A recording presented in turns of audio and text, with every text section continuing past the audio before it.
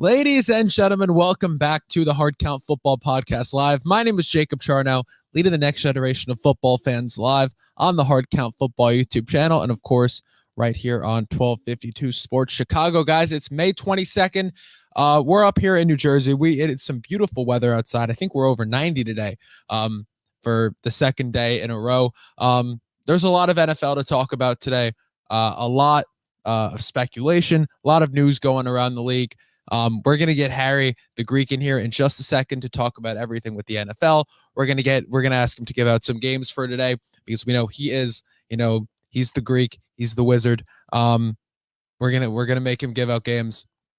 And of course, we're going to talk about that Yankees White Sox series because, I'm a Yankee fan, he's a White Sox fan. So I would love to talk about the game last night. In terms of just the game and not what happened after the game, because we're not going to get into it. So with that being said, I say we bring Harry in here right now. Harry, good morning. What's going on? Good morning. But I'd like to add, that's what those classless Yankees get for those very insensitive racial comments that Josh Donaldson made. Yeah, I don't know. Obviously, that's... Oh, I just had to go there. I just wanted to dive through those waters. How are you, Jacob? I'm doing all right. I'm doing well. But yeah, that stuff last night with Donaldson, not what you want to see from the Yankees. It's you don't want to see that from anybody. You don't want to see it from anybody. You're right. From anybody. That's just ridiculous. But you know what? Donaldson has always been a little bit of a troublemaker, even when he was with Toronto. He really has been. And with Minnesota. Do you remember the comment that he made last year, or was it the year before? I think it was last year he was with the Minnesota Twins, correct? Yes, because he was included in that trade. Well, if you remember correctly, with Lucas Giolito, he was one of the Chicago White Sox prized possessions when they traded Adam Eaton to the Washington Nationals, and they ended up getting Ronaldo Lopez and Lucas Giolito. Well, Giolito, they stuck with him, and he suffered dearly in his first year. Had the highest ERA per start, the whole 9 yards. And all of a sudden, he found himself, and he really come into his own groove. Well, he had one bad outing, and it was against the Minnesota Twins. And Donaldson made a comment in the dugout that a news reporter heard, and it really upset Lucas. And he says, well, I guess that's what happens when you're not juicing or you're not able to use illegal substances on a baseball. And that's why now every time a pitcher comes off the mound, especially a relief pitcher, the ump is sitting right there waiting for it. So Donaldson's he's not known.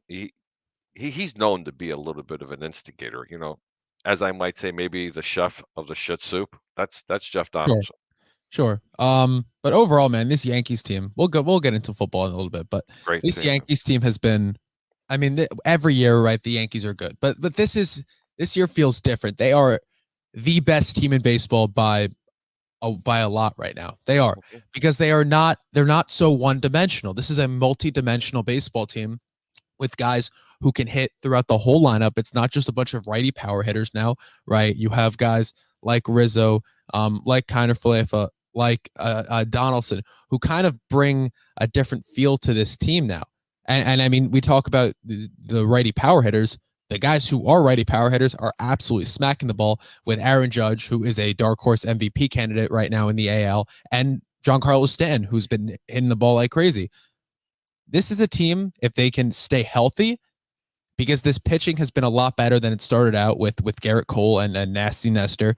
This is a team that could make a run into the World Series this year, and I don't think that's a lot to say, right? No, they did get to Nestor a little bit yesterday. I'll tell you what, there's two things that is the Achilles heels with the New York Yankees, and they're two glaring things. They can't hit a precision junk ball pitcher. They just can't. For some reason, they struggle, and it's very similar to the White Sox. Two of probably the better fastball hitting teams in baseball.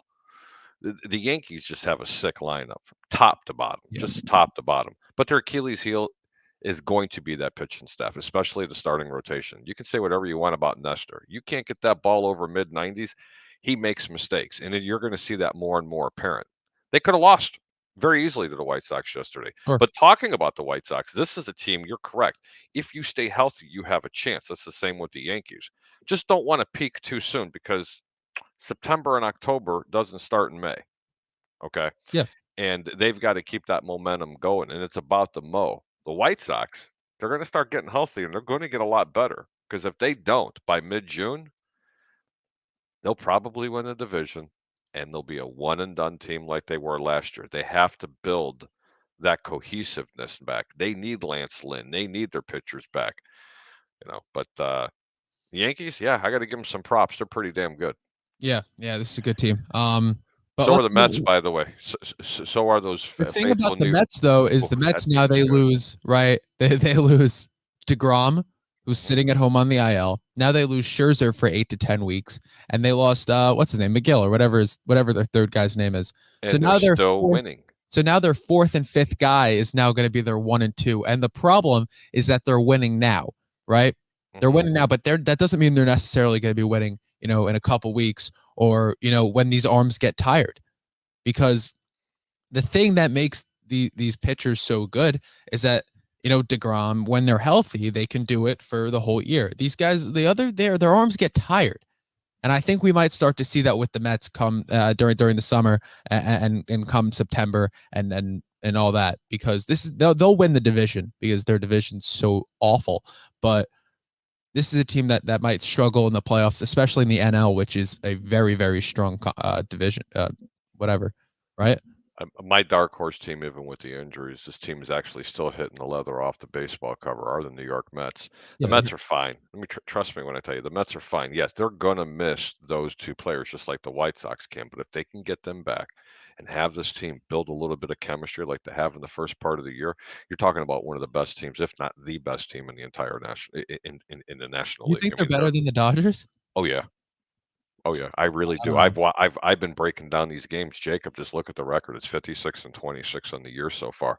I've made a lot of money on the Mets this year, as well as I've made some money with the New York Yankees. But I can't make money on the Yankees on They're single a heavy wagers favorite. because you have to bet so much in heavy favorites. So then you're relying on playing parlays, and generally they're going to be three teamers. Yeah, But for the most part, that what I think about parlays, I just don't like to bet them.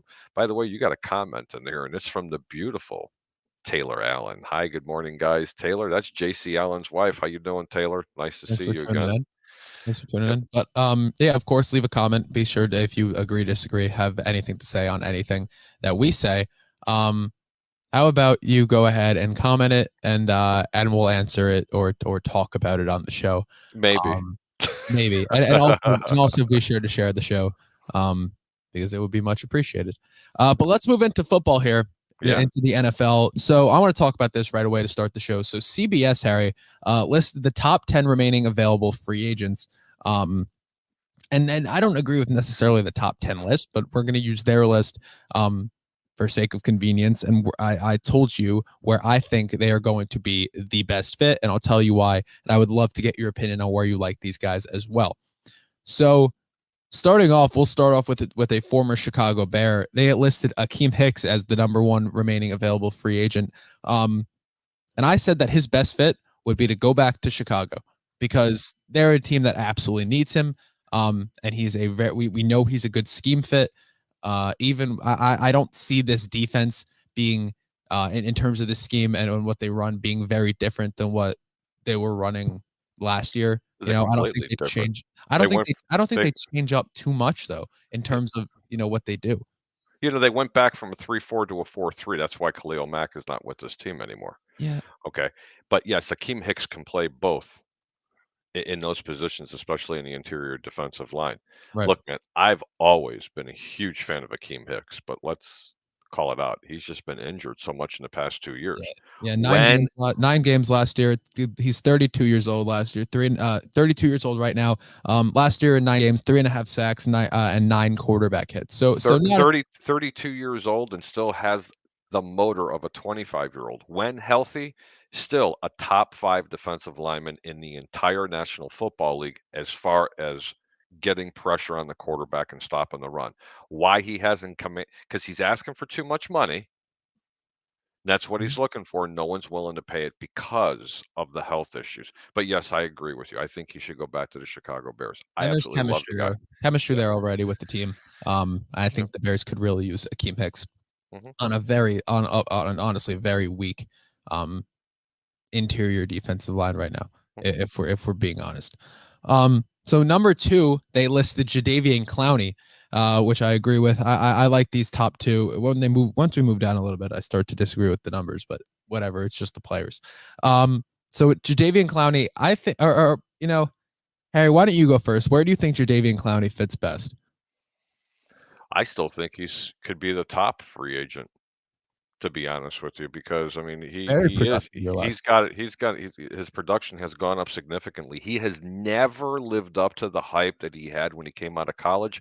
Hence, for the comments that I've made about the kid that came out of Michigan this year, reminds me of the same type of player, and I think he might end up with the same type of results. But I think he really needs to stay with the team that he's currently at, or you want to really get traded, and I'm not traded, but you really want to play for another team, you're gonna have to drop your asking price. That's it. No one's gonna want to pay you that many millions of dollars with the inconsistency of not playing. I mean, look, Jason Pierre-Paul, who's older than me, okay, can still play the game, even with half a hand. Okay, the guy's won a national. I mean, he's won a Super Bowl, not one but two of them. You know, he's not at he's not at JPP skill set, in my opinion, but he's still really, really, really, really damn good. Hey, lower your asking price and get more in incentives based on what your production is. Stop looking for how much money you're going to get up front. Rather, hey, bet on yourself and say, I'm going to have a really good season. If I get to 10 sacks, I make X amount of $1 million a year. I mean, how about that? Listen, Playing time. he's only 29, so I understand that. he's really only 29. In 2020, he did not record a single sack, and in there, lights flickering, Harry. There you Yeah, go. that is the weirdest thing. Huh. That's all right. But last year recorded 9 sacks, 37 tackles, 19 quarterback hits, and 2 forced fumbles. So actually a really, really good year last year for Jadeveon Clowney. And what's a team that needs a guy arguably at his prime right now, coming off a big year, a big year compared to the year he had the year before? I said the Dallas Cowboys would be a really good fit for them right now. Be a good rotational player. Yeah, I think that's a defensive line that could really use Clowney. But why I think hasn't would he fit. why I think he hasn't would he fit the been culture better. signed? But why hasn't he been signed? Well, I yeah, think it's these asking players. and a lot of teams wait till after the draft and into training camp and OTAs to figure out what they need. And that's when you go out and get those late free agent signings, or you start to re-sign your own guys. I wouldn't Um, mind seeing Jadeveon Clowney in a Chicago Bear uniform or even yeah, a Jets uniform, because to be no, honest, no, hold on, let me explain. Just that leadership and presence, trust me when I tell you, the guy still has a lot in his skill set. He's got a lot in his motor. He can teach. Let me tell you something. If you don't make him an every down edge rusher, trust me, if you put him as a situational player, which what I understand, he wants to be an every down player. These teams that are trying to recruit him, or including the team that he's been with, is saying, no, you are a situational player. And that's where the disconnect is. They want to pay him for situational money, and he wants 3 down money. yeah, just the Jets. The Jets have their edge group unit. They have because they have a bunch of guys who play interior also that can play edge between, they have Carl Lawson now. They drafted Jermaine Johnson. They drafted Michael Clemens. They have John Franklin Myers, who's going to be moving between the inside and outside. But they're still unproven. They're That's still that's the game I'm getting at. If he takes situational money, he will be an asset to any team in the National Football League. The problem is he doesn't think he is. And you know what? When you're not signed and it's coming down to the last minute, the light bulb's going to go off and go, yeah, maybe I am situational. Yeah, but in terms of fit, I think the Cowboys are a good option for him. Without question. Moving on, number 3 for them was offensive tackle Dwayne Brown. Spent last year with the Seahawks, and listen, Dwayne Brown, he's 36. He's coming off a year he allowed 8 sacks, the most in his career, 5 penalties, the most in his career. He has some good football left, but the reality is he's going to be a backup or a depth piece for a lot of teams that have already figured out their offensive line situations at this point in May, heading into June, and OTAs and all that. So the team that I think could use him in terms of depth and compete for a starting position, maybe compete for a starting position, and to mentor a young offensive line is the New York Giants. I think that Dwayne Brown, as a veteran piece, could come in and, if a guy goes down, could immediately step in and be a viable starter for the Giants at 36, and to help out Daniel Jones or whoever's playing quarterback for the Giants next season. So I like I Dwayne like that. Brown as a fit for the Giants next year. There's a lot of teams that could sure use him. Pittsburgh, Chicago, Yeah, it's just depth. believe it or not, Green Bay, the New York Giants, the Tampa Bay Buccaneers, the Atlanta Falcons. I mean, the list goes on The and problem is on and I don't on. think Brown wants to be um a backup at this No. point. I think that's the issue, and I think he wants to compete. And the main spot he's going to compete, I think, is in New York. Yeah, And why not? I He's could see 36, that. move to New York. Why not? Number 4, they had Gronk. I said retirement. Just retire already. If he's not a Buccaneer, he's going to retire. Just call it quits, man. It's okay. You did a lot. He had a fantastic career. One of the greatest tight ends of all time. Just retire. You're okay. Great career for Gronk. But number 5, they had OBJ, and I think this is a fun one because there's a lot of places that could use, a lot of teams could use Odell Beckham. The one I said, listen. So first, he's 29, like Jadeveon Clowney. The kid is 29 years old. He's coming off that ACL injury in the Super Bowl, but ACLs are not as severe an injury as they were 5-10 years ago. We've talked about this on the show. Same surgery. Same surgery, but the recovery and the rehab is quicker, and it's modern medicine, Harry. It's what it is, But before, when AP did it and he came back and he was still the best running back in the league, it was incredibly impressive because that was a career ender, the ACL, a lot of times. Now guys tear their ACL, they come back and they make it to the Super Bowl. Joe Burrow. So for OBJ, I know I think it was the same knee, wasn't it? Or was it the other one? Was it the same knee he re-injured? So obviously it's a little bit more severe, but still, I have no doubt he's going to come back and still be a good receiver, as long as the quarterback situation is right, like we saw in Los Angeles last year with his immediate jump back to greatness. In 8 games, I didn't see that. I didn't see Harry, that like you did. 8 games with the Rams, 29 catches, 305 yards, and 5 touchdowns, excluding that great postseason he had up until he tore that ACL in the Super Bowl. What's a team that could use a receiver that's lacking one, that needs to compete?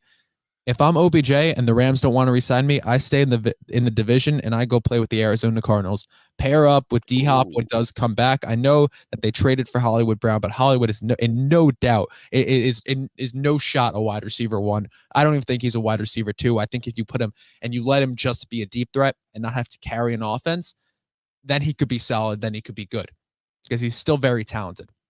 But having OBJ and D-Hop, you give Kyler Murray all the help he needs. You let him see, and guess what? If Kyler can't win with that crew, then we start to have that conversation during the offseason of what to do with him afterward, right? I think the Cardinals are a really good fit for OBJ, and kind of a revenge tour if the Rams don't want him back. I can see that. I'm not as excited about OBJ as a lot of people are right now. You know, knees are knees, period. And I'm going to tell you right now, he will be, in my opinion, any team that's looking for a possession receiver is going to get one with OBJ. He's not going to be that dynamic, explosive player that you have once seen before in the past. Those days are done. I understand he's only 29 years old, but that's just my own assessment. And, you know, not assessment, that's my own opinion about it. I just don't think he's going to be the same player that he once was. And if my cat messes with my camera, I'm calling my sister-in-law who's Korean, and she's going to have barbecue. Go away.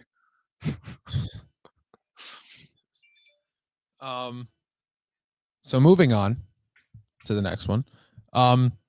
Eric Fisher, offensive tackle, another depth piece for whoever gets him. And I think a good, but he's still, I think, a potential starter. He's 31.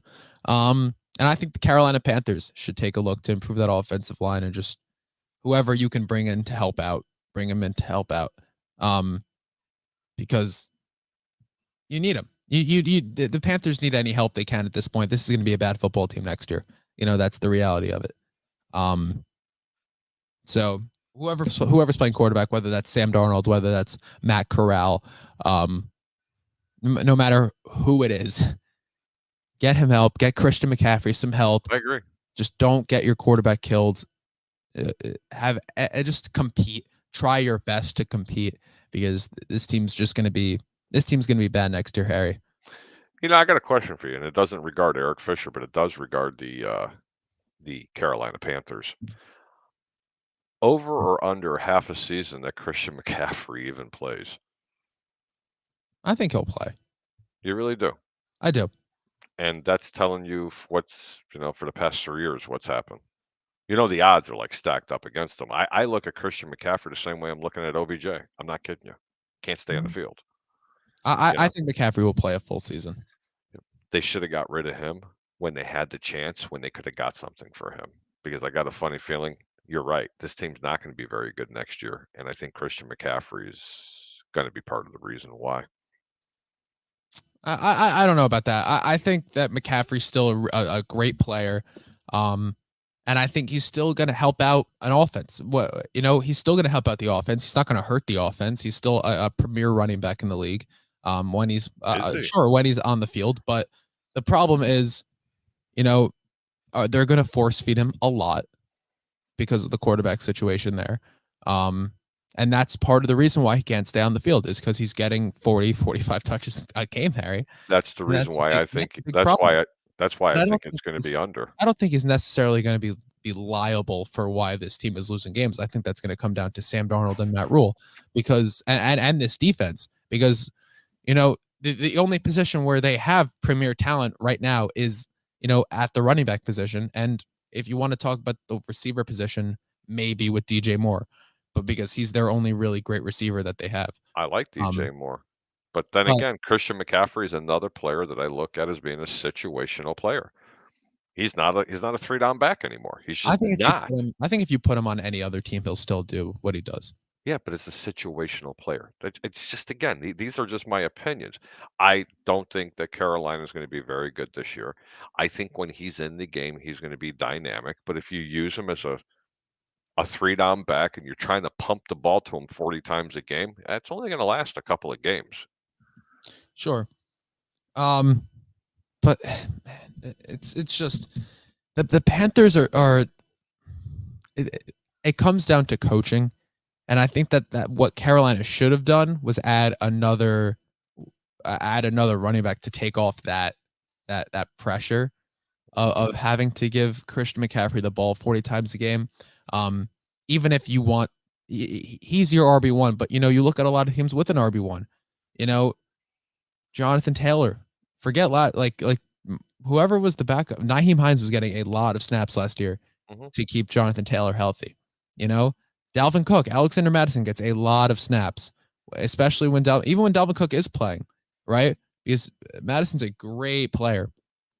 If you add just a rotational piece that does a lot of what McCaffrey does well to complement him, it's great. You keep McCaffrey on the field for the whole season, and besides a freak injury like an ACL or whatever it is, it's less. He doesn't get injured because with McCaffrey, it's a lot of wear and tear, right? It's not a lot of like stuff like that, like where it's an ACL. It's, you give him the ball and it's overuse and you overwork him. It's a lot of what happened, a lot of similarities with Derrick Henry too, a lot of overworking him. And it does lead to injury in the NFL, no matter how good you are. There's only so many hits the body can take. So help out Christian McCaffrey, get yourself a better offensive lineman with Eric Fisher. That's what I think you should do. Next up, we got Jaquiski Tartt coming off the season with the 49ers, where he 66 tackles and only 1 touchdown allowed in coverage. So he didn't have a great season, but he had a productive season for the Niners as a rotational player. And I said the Jets. Should absolutely go out and get Jaquiski Tartt if you can. Played in the solid defense for many years. And the safety group for the Jets is relatively weak right now, besides Jordan Whitehead. And if LaMarcus Joyner can get back on the field and be as good as he was before his injury last year. But even if Jaquiski Tartt isn't playing, these guys aren't no one can play that many snaps. You need rotational pieces in there, and I think Jaquiski Tartt, in terms of the culture and the chemistry with the coach, and playing in the defense before, is would be a really good piece for the Jets to pick up at this point in their offseason. So I like that for the Jets. What do you think? I think it'd be a really, really good pickup. He's a very underrated player and a very strong player, to be honest with you. Great motor, great skill. Absolutely. Next up, they had Dante Hightower, who he's 32. He's mulling retirement. I think he should at this point. He should. Can we agree on the guy should just retire? Yeah, he'll retire. I think he'll end up retiring. If he wants to be a veteran somewhere, go be on a winning team that needs, maybe the Packers or something like that. But I say just call it a career. He clearly lost a step when we were watching him last year. So who's next? AJ Johnson, the linebacker who played in Denver for the last couple of years of his career. Very productive linebacker, Harry. He's 30 years old. He tore his pec in 2021, which led to him obviously not being with the team right now. And what's a team that needs a linebacker, Harry? Needs some linebacker depth. Guys who have played with some veteran coaches. I said the New Orleans Saints would be a really good fit for him, for what they do and what he does. And he reminds me of an over-the-hill Danny Trevathan. Same exact type of player, except Trevathan was a much better linebacker, in my opinion. Very same type of skill set, the whole 9 yards. But this guy, honestly, I don't think, especially coming off that injury, he's going to be anywhere as productive. He might be a special teams guy in a very deep piece, maybe third line. He's another one that should, probably think about retirement. Yeah. He's 30. I think he's got a few more years left in him. Go play with a good coach. Go play with a good team, a team that can win. I said the Saints would be a really good fit for him. I like that. And finally, we got Larry Ogunjobi. Was going to be a Chicago Bear, failed his physical. Still a really, really solid player. Ended up passing his next one, so that's good. Very, very good player. Really didn't miss any games, right? He stays on the field. So it was weird to see the failed physical. One man's trash is another man's treasure. How do you fail one physical and all of a sudden 2 weeks later you're like, yeah, you passed? Yeah, it's impossible. Yeah, but he's 27. I said the Jets also could use him. I know they're interested. That's the report I'm hearing. And they gave him an offer. It's just a matter if he accepts it. So he's 27. He'll stay on the field. Another good rotational piece for this Jets defensive line, especially on the interior, which not necessarily that they need help, but he would be a very, very solid piece. So you don't have these random name guys taking snaps anymore while Quinnen Williams is off the field. So I would love for Larry Ogunjobi to be a New York Jet next season. I think the run defense could really, really use him. And I think the Jets would have a lot of fun with him. So that's the list. What'd you think overall, Harry? You like my picks? I love your picks. We disagreed maybe on 2 of them. Yeah.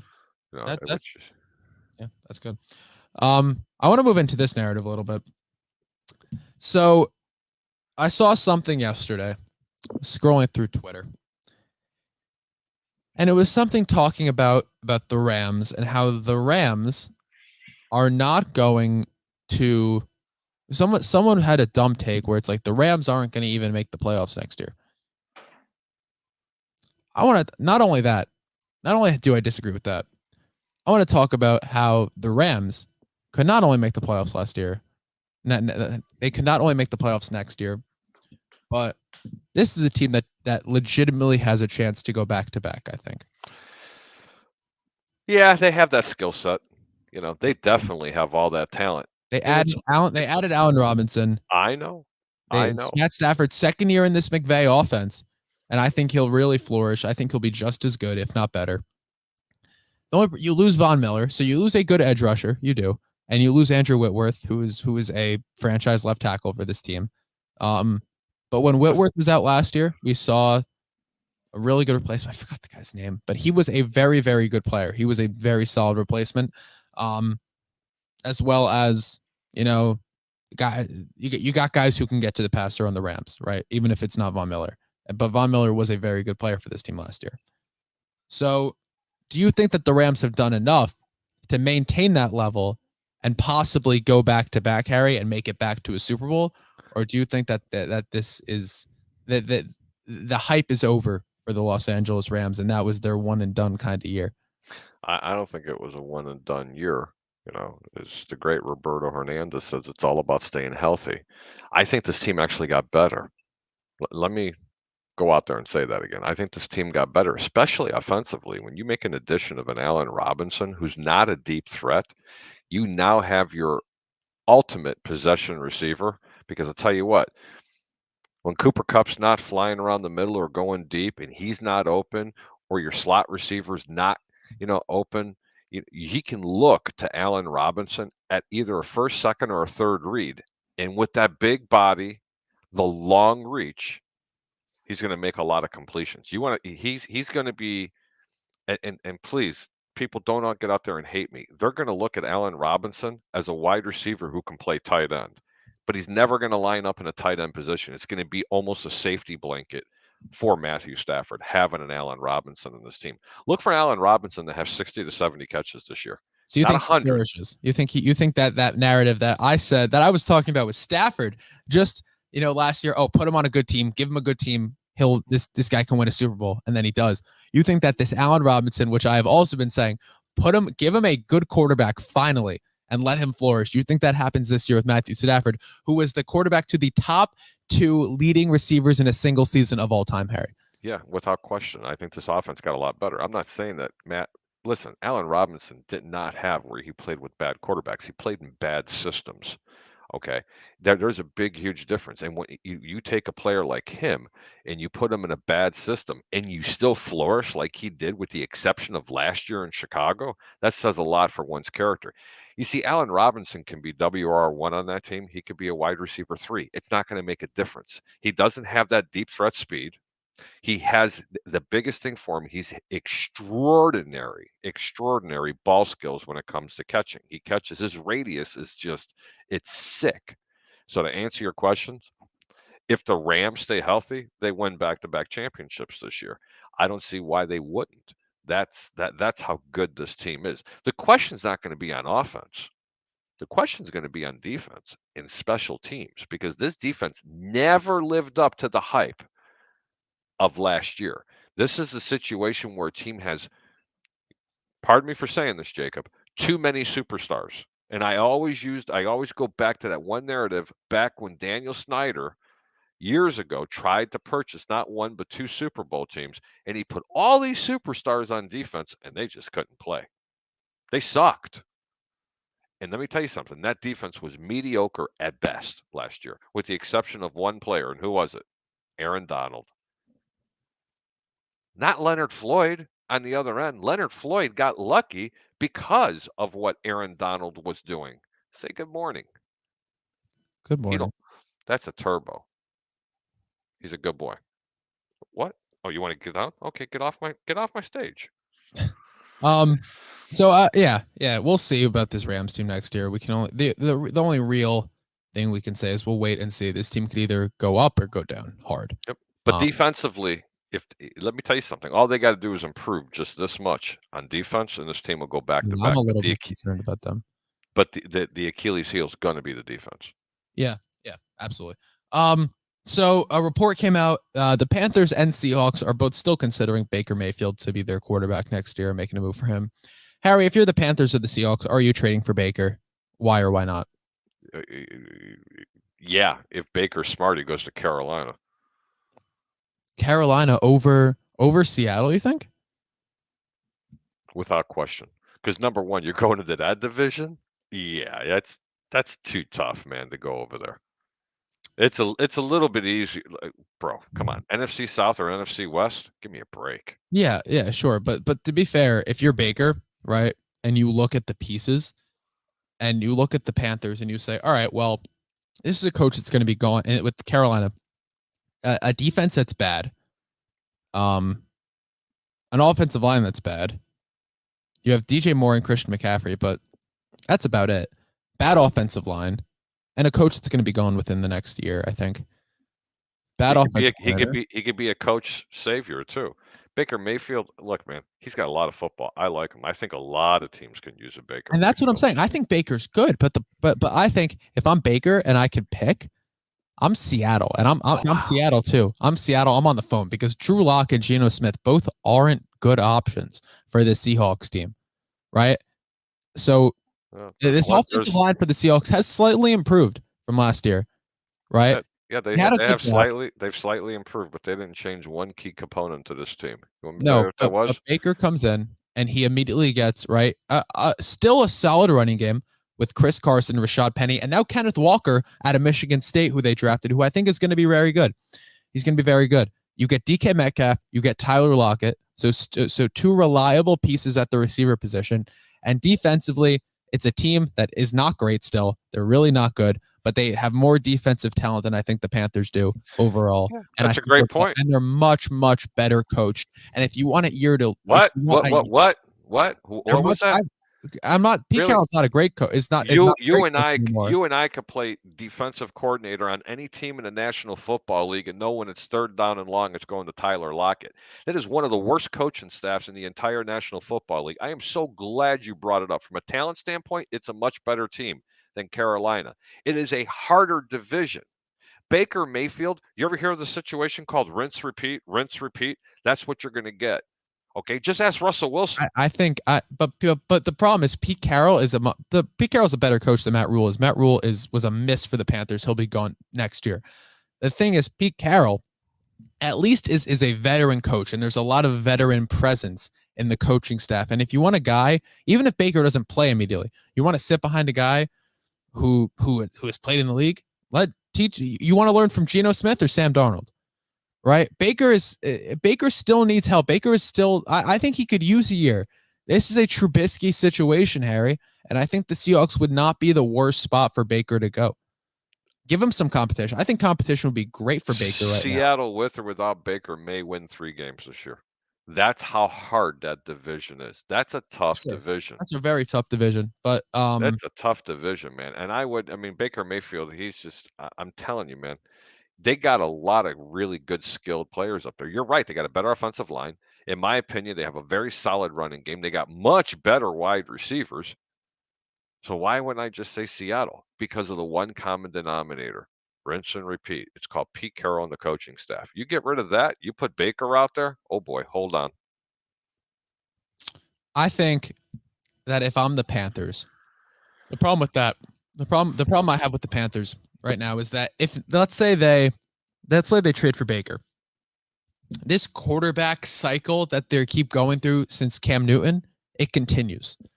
I'd say if I'm the Panthers, you keep Sam Darnold, you let him lose for a year, you get rid of that entire quarterback room, you draft a guy, you get a new coach, and you do what the New York Jets did last year, where you get a new coach, you get a new quarterback, and you start to add a ton of pieces offensively. Yeah, but it's still unproven, though. That's the thing. Sure, Everybody gets too enamored with drafts and getting rid of coaching staffs. I mean, but they need to. This is not a team that looks like they have any future right now. No, I agree. I agree totally with you on that. But you asked me, the one question was, where would Baker be better off at right now? I'm still going to stand by my guns and say Carolina. I think he can. I think he can take an average player and make him really good. I really do. I didn't say great. I think Baker Mayfield has that. Baker took a good player and made him bad with OBJ and Jarvis Landry. Yeah. He did it to both of them. So I don't know. Also, hang on. Cleveland's partially at fault for this, man. You played a player. Sure, 100%. Okay, you're playing a guy that wants to play. He wants to be on the field so he can collect his endorsements from Geico or whoever the hell he was getting his money from. But he's a natural competitor who wants to play. He had no business being on the field for 2/3 of those games that he played in last year because of the injuries that he suffered. It was painful to watch. So now we're blaming Baker Mayfield because of his skill set, or because they wanted to do something. Let me tell you something, man. Cleveland Browns are a running football team. They're a running foot. Let me repeat it. They're a running football team who wants to set up a team to play for the pass. Okay? They run the football to set up the pass. That is not his skill set. Not his skill set whatsoever. He needs to be in an offense that can still run the football, but it's balanced. Cleveland's not a balanced team. Cleveland wants to be a running football team, and then all of a sudden when they fall behind, now they want to put the ball in the quarterback's hands, and that's very predictable. You put them on a team that can be very balanced, The Like Panthers, Carol, both teams. The problem is both teams are going to be down so much all the time. yeah, I don't know, man. I think we both bring up some valid points. Seattle has much, much, much better talent, okay, than Carolina does. But just for the sake of saying that division, that division's just flat out nasty. I don't want to play for any team that would choose Sam Darnold to be their quarterback. Any team or any coaching staff or management that would choose Sam Darnold to be their quarterback. You got a point there. So I'll take the Seahawks. You'll take the Panthers. I still say he should have went to Detroit, but that's just me. At this point, Detroit's playing for a quarterback next year. So another team with a quarterback situation, we'll say, is the Baltimore Ravens. And the question I have for you, Harry, is Lamar's coming up on a contract. He needs a contract, needs a new one. And they're not acting like it's a priority, but it's going to be sooner or later. What does Lamar have to do? Because we talk about Kyler Murray, but Lamar hasn't really won anything either besides MVP. Nope. Right? He hasn't won anything in the playoffs. What does Lamar Jackson have to do next year to convince you to pay him $40 million plus per year? Something that he can't do. Prove that he can sit in the pocket and read a defense and throw the football from the pocket. Simple. Same thing as Kyler Murray. Kyler Murray's a better quarterback in the pocket than Lamar Jackson is. So, and I'm not a fan of either two quarterbacks. Give me an accolade in terms of winning games. What does he need to do in the playoffs? Is it a divisional game? Is it a conference championship? Is it a Super Bowl? Just one win in the playoffs would suffice it. I don't even think Baltimore's making the playoffs this year. You don't think they're going to make the playoffs? No, they have really honestly figured out Lamar Jackson and this offense. Teams have gotten really fast in that division, East and West. Not North and South. They've gotten really fast East and West. They don't respect him. But if he can learn how to pass the ball from the pocket, that team could be one of the scariest offenses in the entire National Football League. But the problem is he can't. And you know what? You can't teach him in the course of 1 year.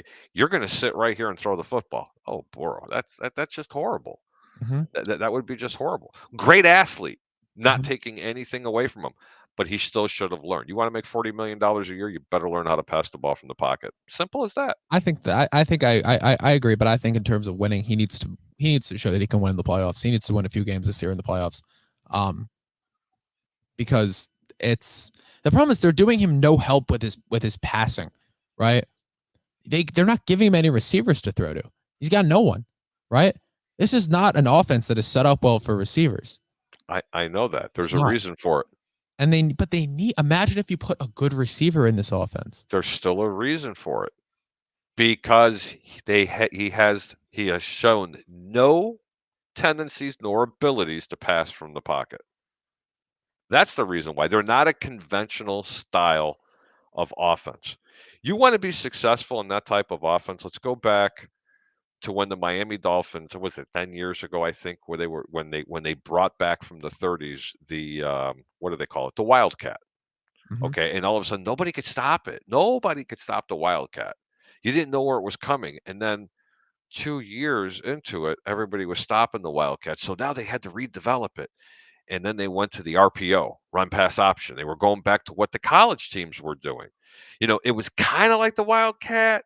You can mix it in. You could pass from the pocket. You didn't know if the ball was going left or going right. You didn't know if the quarterback was keeping it. It was all those different options. And now the RPO doesn't work as much, if you've noticed that. You see, defenses always evolve. But I'll tell you what defense have always been really good at is very, very mobile quarterbacks. Your skill set has to be, you want to be a great quarterback in the National Football League. If you are a running quarterback, you best make sure you are a pocket passer, because you know what? Your all-time greatest quarterbacks, for every mobile quarterback, okay, that you would consider great, I can name you 10 not mobile quarterbacks who had better careers. So that's the problem. You know, not trying to knock him, but the bottom line is he can't pass from the pocket.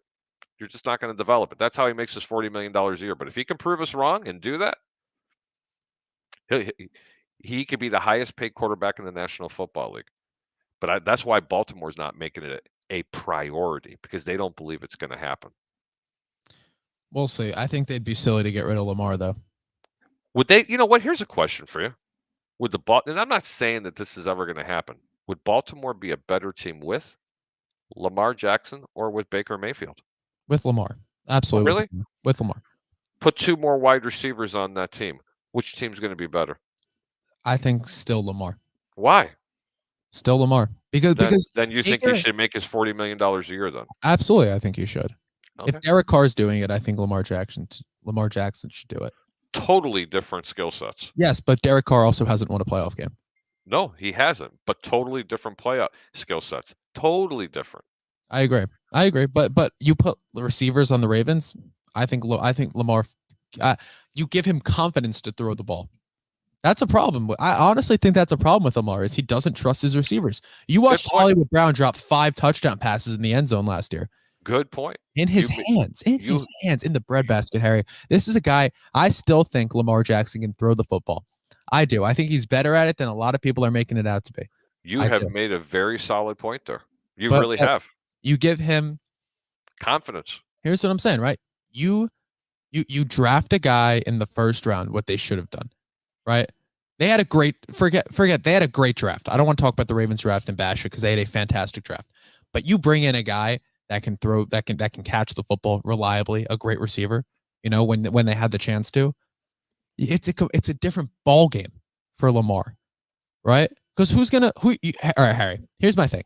If you're as good at running the ball and as getting first downs and scoring with your legs as Lamar is, are you going to risk a turnover or whatever to throw the ball to Devin Duvernay?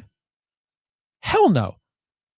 Why would you do that? If I know I can get a first down with my legs, why would I risk it throwing a ball to Devin Duvernay who might drop it, who's not creating space? I legitimately think it's a confidence thing with Lamar, and he needs to, and the Ravens need to realize that and get him a receiver. The problem is no one wants to play on the Ravens. It's not because of Lamar. It's because of the offense that they give him. It's because of Greg Roman, and the fact that he refuses. It's just a poor offense for receivers. Okay, and so here's the other question. Won't go there. That team is only going to go as far as Lamar is going to take them. Would you agree? That's a problem. Yes, and I agree. That's a problem. But the problem with that is that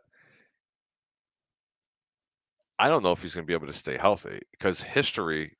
He stayed healthy relatively. Besides last year, he stayed relatively healthy. Right, and usually it's when you start getting dinged up like that, it's, look, man, you cannot continue to take hits like that. Defenses always catch up to these players. Okay, just ask Michael Vick. But that's also something that I think that Lamar will start to get better at, is kind of doing what Russell Wilson does and then learn to do through his career, and that's avoiding. He's not the same type of passer. He's got a bigger arm than Russell Wilson. Russell Wilson wish he had Lamar Jackson's arm. He's a different runner than Russell Wilson is. You think Russ has you think Lamar has a better arm than Russ? Oh my God. I think as far as a deep pass, Russ throws the prettiest deep ball I've seen in the NFL. Russell Wilson does throw a great deep ball. I'm talking about pure arm strength. Let me tell you something. Lamar Jackson can throw a ball. I bet you right now he can almost go from end zone to end zone. That's how hard he could throw. Man, Michael Vick, how about when he played? He could fling the ball off his left hand and throw 55, 60. Just fling the ball. The ball's going. Where it's going, nobody knows. But they have extraordinary arms. Let me tell you something. Lamar Jackson's got he's got a cannon for an arm. But nobody knows where the ball's going. Joe Montana couldn't throw the ball more than 45 yards. Yeah. But bottom line is I'm paying Lamar $40 million a year. You got guts, especially for ones, for quarterbacks and ones that are known to get injured because they run too much. That's the problem. I can't do it. I'd rather sit in the comfort of my living room, knowing that all the couches are around me. I don't want to get up from the couch and have to go, to the bathroom, because I'll tell you what, some guys got to go first and they just knock the crap out of you. That was a really weird analogy, but I think you understood it. Yeah, sure. Well, let's move on here before we wrap it up. I want to talk about this because Harry, I have my dark horse Super Bowl pick Who is it? in the NFC. Who I is it? finally did it. It finally happened. It clicked. I Who was is it? looking. I was just thinking my thoughts, and The Bears? I figured it out. Of course, it's not the Bears, Harry. Are you sure? Because my dark horse pick in the NFC right now is a team that's right now plus 2,800 to win the Super Bowl. And that would be the Philadelphia Eagles, Harry. Because this is a team that I think had one of the best off seasons, if not the best off season of any team.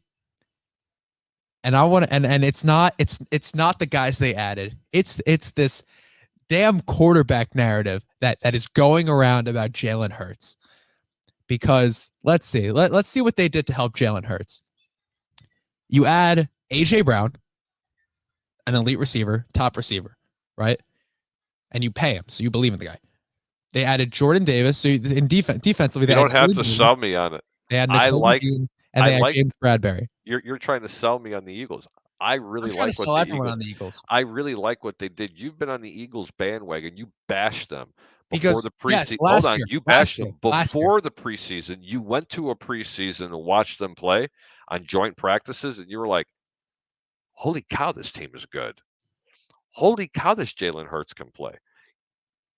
Now, my friend, that mobile quarterback, he can actually throw the ball from the pocket. He just needs a little bit more confidence. And now that they have those wide receivers, AJ Brown, hold Devontae on. Smith, Dallas Goedert. This is and an offensive line. They're a veteran offensive line. This team is going to they can block. They can block. This is give Jalen Hurts time. Let him run if he needs to. Let him throw the ball. He's gonna find these guys. I promise. This is a team, Harry. They're not even favored to win their own division. I know. This is ridiculous. Not only they're plus 220 to win the division, even after adding James Bradbury. They're actually more than that. But hey, you have a question out there from Rex Grossman. He wants to know if Zach Wilson related to Ellen DeGeneres. Yeah, funny. That was. I gotta tell you, man, that was a pretty funny. Troy Polamalu found a new account. He made multiple YouTube accounts. Well, the Troy Polamalu has been banned for some reason. Someone, I don't know if he did it on the Sports Web or if it was on 1252. I thought that was a pretty funny comment, to be honest with you. Is Zach Wilson related to Ellen DeGeneres? No. I heard rumors about that. He's not. But Harry, I think the Eagles. You think the Eagles could do it? You think if all the pieces are there, they got better defensively. I think the Eagles are winning that division. Absolutely, that's I do. I think they're beating I think they're beating the Cowgirls too. Yeah, 100%. I don't know if the Cowboys will even make the playoffs this year. I don't know. I really don't know. But yeah. So there's the Eagles. But I say that we wrap this thing up, Harry, because we're getting. You want some picks? Yeah, sure. Let's get before you get out of here. Let's get some picks for today because there's a lot going on. There's basketball, there's hockey, and there's baseball. Yeah, I'm going to talk about baseball. I'm going to bring up two games today. There's a doubleheader in New York. It's the New York Yankees against the Chicago White Sox. In the first game, you got the great Johnny Cueto. Let me go ahead and choke when I say that. The Yankees are going to struggle with this because the guy's a very nice precision pitcher. They have a hard time hitting the ball. White Sox win game one. Now you have Michael Kopech going on the bump for the Chicago White Sox, who, by the way, learned his lesson against the Yankees from last week. Here's an upset. Plus 170 and plus 150. Go doubleheader White Sox over the Yankees today. Over the great New York Yankees. Very small position for very large returns. Because as I always say, keep your bets low and your returns high. This is exactly how you do it. The likelihood of it happening, they're marginal. I'm really confident the White Sox will win one of the two. I'm kind of stretching it on the second game, but I mean, I'm a sucker. Price always makes up for the pick. Can I promote myself now, Jacob? Go ahead. You can catch me right here live on 1252 Sports on the Over Under with Peter Blake as my co-host on Friday nights, 8 p.m. Central, 9 p.m. Eastern. We're going to talk about all the great games that we can possibly make some money with. Sometimes on the sports web as well, where we're talking about a little bit of everything and maybe a lot of nothing. Who knows? Yeah. All right, Harry. I'll talk to you later, man. Thanks for joining me. Appreciate you. Thank you so much for having me on, Jacob. Have a really great Sunday and stay warm. Yes, sir. It's 90. It's over 90 here, Harry. So That was a joke. Get it? Stay warm. Yeah, I will. I won't have a problem with that. All right, Thanks for having me on. All right, guys. And with that, we're going to wrap today from the Hard Count Football Podcast Live. My name is Jacob Charno. Thank you so much, everyone, for joining me today. Special thanks to Harry the Greek for coming on, as always. Always appreciate getting him on, talking to him, getting his opinions, and of course, listen to his picks, because the man is 56-26, and he knows what the hell he's talking about when it comes to baseball and football. And anything he's telling you to pick, I would ride that. Yeah, go ahead. Follow me on Twitter at Jacob Charno, Instagram at Hard Count Football. Subscribe to Hard Count Football and check out all the other shows from 1252. There's a lot of fun stuff going on, and I will see you all next Sunday morning.